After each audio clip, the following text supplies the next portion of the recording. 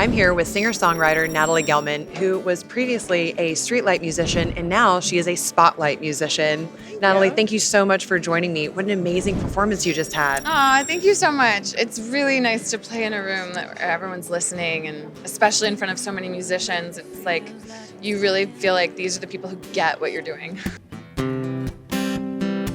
I think I'm loving, but it feels like I lost my way.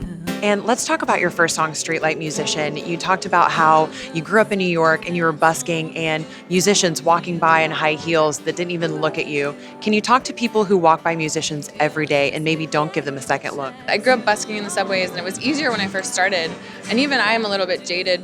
You know, as a musician, I'm really picky about what music I like. But I'm so surprised when I'm back in New York, which I am a lot because my family is still back there. A lot of subway performers are phenomenal.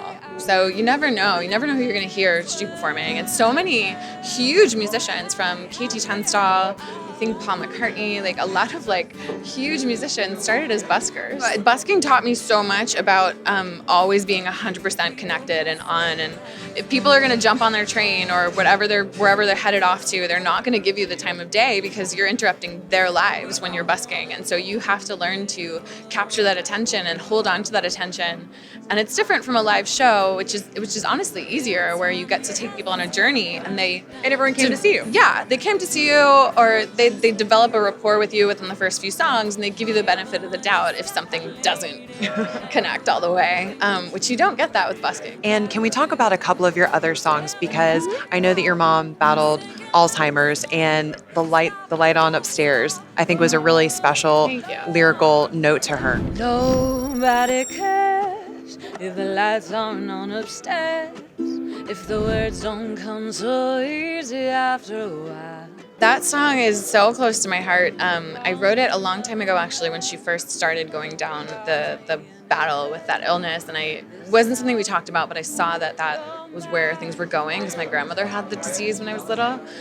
And it's one of the hardest things to go through with someone you love, especially if people have gone through that with someone they know. But I wrote that song because I'm always writing songs to process my feelings, and like songwriting is therapy. And so I wrote that song with a friend of mine who also had experience with Alzheimer's with her grandmother. The ukulele lends itself to a lightness.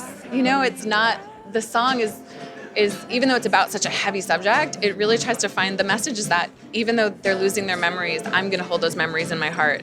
And so while I was going through my mom's disease, that song gave me hope. It was weird and great, because what ended up happening was the song kept coming around every time I played it to like remind me to not be terribly sad about what was terribly sad. Can you talk to me about the connection between you and your instruments? It seems really special to you. Yeah, it's such I actually, back in college, had a teacher who was saying like your instrument should be an extension of your body. And it wasn't something I really understood at the time, but as I've gotten older and been a songwriter for longer and written songs, I started out mostly on guitar. And you just kind of know when you pick up an instrument if it's meant for you, or there's songs in there as a songwriter, if there's songs in there that are meant for you. And it really is. If it's the best relationship, it's really an extension of your body.